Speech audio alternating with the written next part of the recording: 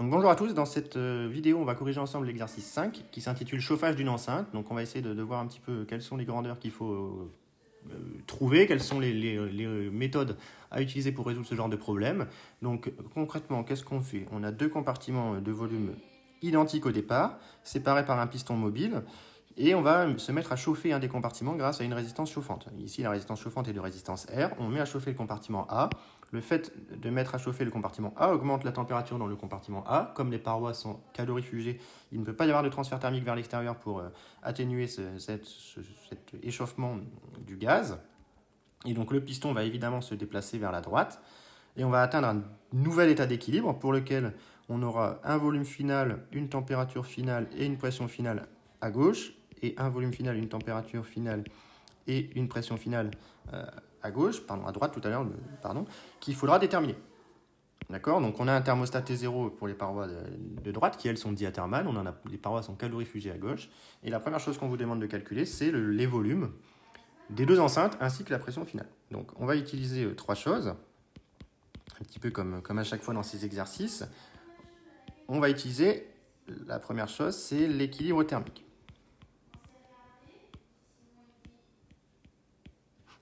Donc comment on utilise l'équilibre thermique? Eh bien, dans le compartiment B, les parois sont diathermales.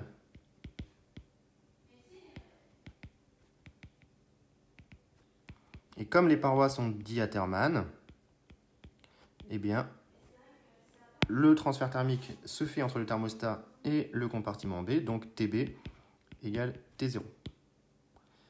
Tout simplement. On va utiliser également l'équilibre mécanique.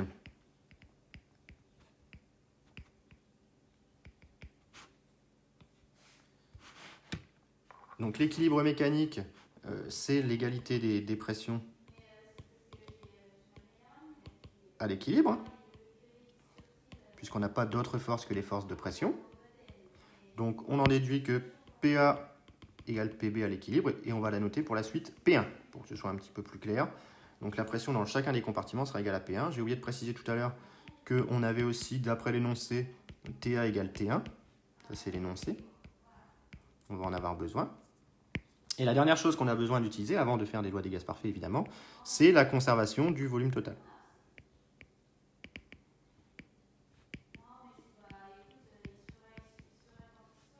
Donc la conservation du volume total, eh bien, c'est tout simplement le fait que VA plus VB, dans l'état final, c'est la même chose que VA plus VB dans le premier état, c'est-à-dire 2V0.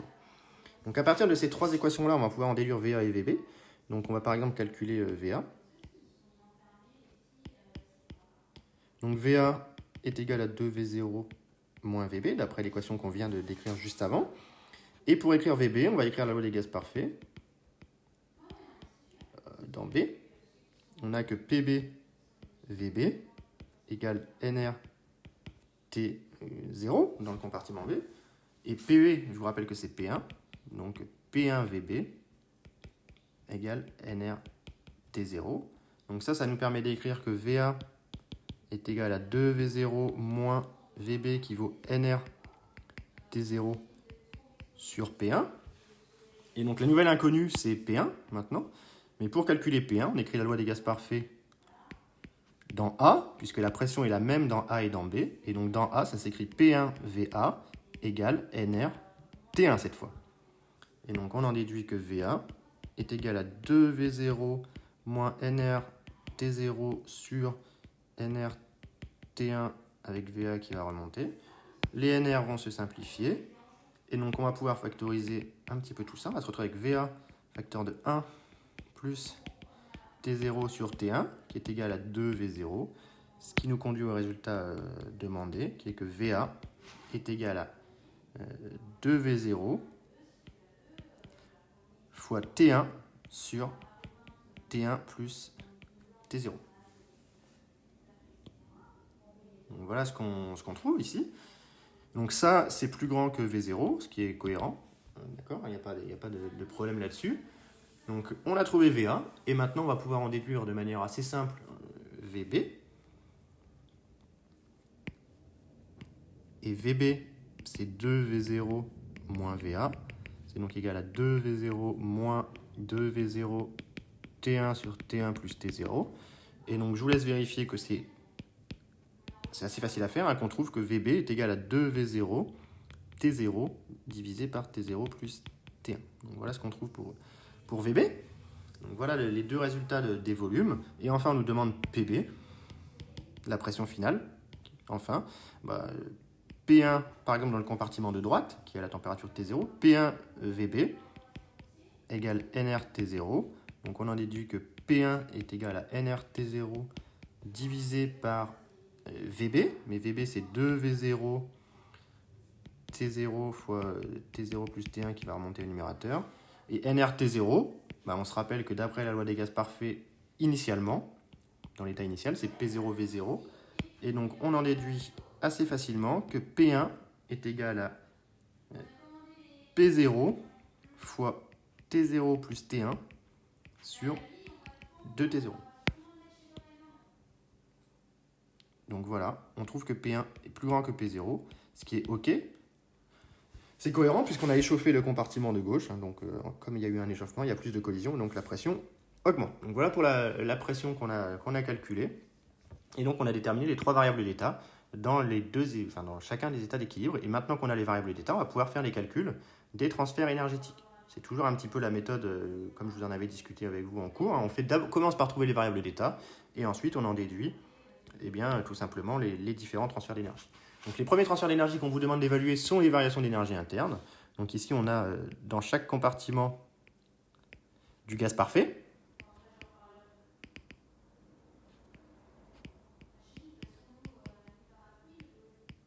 Donc on a dans chaque compartiment du gaz parfait.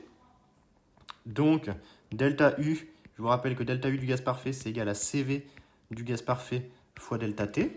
Donc ici on ne nous dit pas dans l'énoncé si on a un gaz qui est diatomique ou monoatomique, donc on ne peut pas détailler le CV. Par contre, on sera amené plus tard dans l'année, c'est-à-dire plus tard dans le chapitre, ça va aller assez vite, donc voir fin du chapitre, on pourra montrer que CV est égal à NR sur gamma-1, où gamma est le petit coefficient qui vous est évoqué dans l'énoncé. Nous ici on va laisser CV pour l'instant, puisqu'on nous donne pas, on ne connaît pas encore cette formule que je viens d'écrire. Donc delta U égale CV delta T. Et donc dans le compartiment A, delta UA est égal à CV facteur de delta T dans le compartiment A, et delta T dans le compartiment A, on est passé de T0 à T1, donc delta UA égale CV facteur de T1 moins T0. Dans le compartiment B, la delta UB c'est égal à CV facteur de T0 moins T0, puisqu'on est toujours au contact du thermostat. Donc il n'y a pas de variation d'énergie interne dans le compartiment B. Et enfin, pour trouver delta U de l'ensemble, on sait que U est additive et extensive.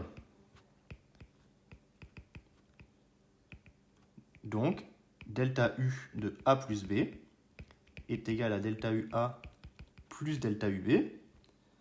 Et donc le delta U de l'ensemble, delta U de A plus B, est tout simplement égal à CV, facteur de T1 moins T0. Donc voilà pour les variations d'énergie interne. Maintenant qu'on a calculé les variations d'énergie interne, ce qu'on va faire, c'est calculer les travaux des forces de pression. D'accord ? Donc avant de pouvoir faire le calcul des forces de pression, des travaux des forces de pression, il faut savoir quelle est la transformation subie par le compartiment B. Donc dans le compartiment B, on a une transformation qui est monotherme à T0 plus quasi-statique. D'accord ? On vous dit dans l'énoncé que les transformations sont quasi-statiques. Donc ça, monotherme à T0 plus quasi-statique, c'est une isotherme à T0. Et on peut même aller plus loin, si on voulait compléter, on pourrait dire qu'ici on a une compression isotherme. Alors compression, ça permet de compléter et de dire que la pression augmente et le volume diminue. D'accord ? Donc on pourrait s'arrêter à la transformation isotherme. Pour le calcul, c'est ce dont on a besoin. Maintenant, c'est aussi une compression. D'accord ? Donc en ayant le travail, ça je ne vais pas encore le développer, on le fait dans chaque exercice maintenant. Le travail reçu algébriquement, le travail reçu algébriquement par B, eh bien c'est travail par B égale moins l'intégrale de V0, qui est le volume initial à VB, P extérieur dV, mais c'est quasi-statique, donc on peut écrire que Px égale P0, et égale pression du système, pardon, surtout pas P0, pardon. Donc ça fait moins intégrale de V0 à VB de PdV. Ensuite, on utilise le fait que c'est un gaz parfait, ça nous fait moins intégrale de V0 à VB de NR T0 dV sur V. Et enfin, on utilise le fait que la transformation est isotherme, donc on peut sortir la température de l'intégrale. Et on se retrouve donc avec moins NR T0 ln de VB sur V0. Et donc, on arrive au résultat final, qui est que le travail dans le compartiment B, reçu algébriquement, s'écrit moins nRT0. ln de, VB on l'a calculé avant, et VB sur V0, ça fait 2T0 sur T1 plus T0. Donc voilà le travail reçu algébriquement par le compartiment B. Donc évidemment ce travail il est positif, car c'est une compression. On reçoit du travail mécanique, pas de souci. Et pour trouver QB, on utilise le premier principe, dans le compartiment B évidemment. Donc le compartiment B, on écrit le premier principe, delta UB égale WB plus QB, car encore une fois dans cet exercice, delta E macro égale 0, j'ai pas de variation d'énergie macroscopique, et on sait que delta UB égale 0, puisque la température n'a pas changé, donc on en déduit que QB est égal à moins WB est égal à plus NR T0 ln de 2T0 sur T1 plus T0. Donc voilà le transfert thermique qui lui est négatif. C'est assez facile à comprendre. On va aller voir dans le petit schéma qu'on avait fait au départ. Donc au cours de la transformation, le compartiment de gauche reçoit de l'énergie sous forme de transfert thermique grâce à la résistance chauffante.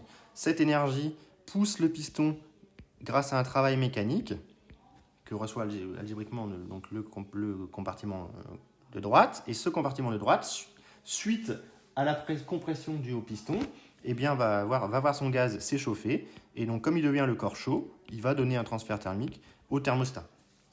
Le thermostat ne verra pas sa température changer, puisque c'est la définition d'un thermostat, sa capacité thermique est infinie. Par contre, on a ces transferts d'énergie qui se font ici de la gauche vers la droite. On reçoit du travail qui est ensuite converti sous forme de transfert thermique. Donc voilà pour le transfert thermique reçu par le compartiment de droite. On arrive à la dernière question. On nous demande de déterminer le transfert thermique fourni par la résistance. On écrit le premier principe dans le compartiment A cette fois. Donc le premier principe nous écrit que delta UA égale WA plus QA plus le transfert thermique dû à la résistance chauffante, que je différencierai toujours des autres transferts thermiques. Ici, QA égale 0, car les parois sont calorifugées.